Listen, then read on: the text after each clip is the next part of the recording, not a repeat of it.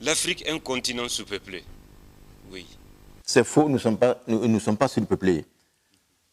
L'Afrique, effectivement, est un continent sous-peuplé. Je vais vous prendre quelques exemples concrets. Quand vous prenez, par exemple, un pays comme le Congo RDC.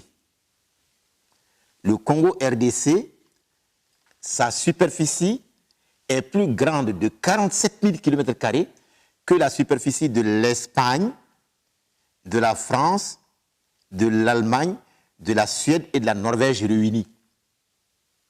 Ces 5 pays. Leur superficie, quand tu les réunis, la superficie du Congo RDC est plus grande que la superficie de ces 5 pays réunis de 47 000 km².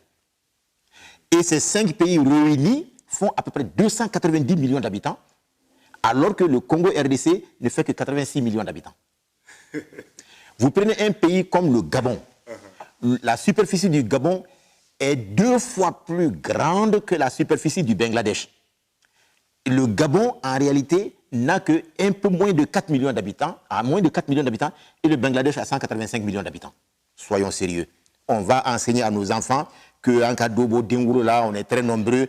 Alors, quand tu prends par exemple un pays comme la Chine, ou bien l'Inde, pour prendre le cas de l'Inde, la superficie du continent africain fait 3 fois et demi, à peu près, la superficie de l'Inde. Or, l'Inde est plus peuplée que tout le continent africain réuni de 100 millions d'habitants. Et voilà des choses simples qui sont là sous nos yeux à tous les jours, qu'on doit apprendre à nos enfants, au lieu qu'on vienne leur mentir. Et qu'on nous amène des plannings familiales, de ceci, cela, pour dire qu'il faut réduire les naissances, il faut ceci, ça, il faut ceci. Mais c'est pourquoi nous devons enfin nous réveiller en Afrique.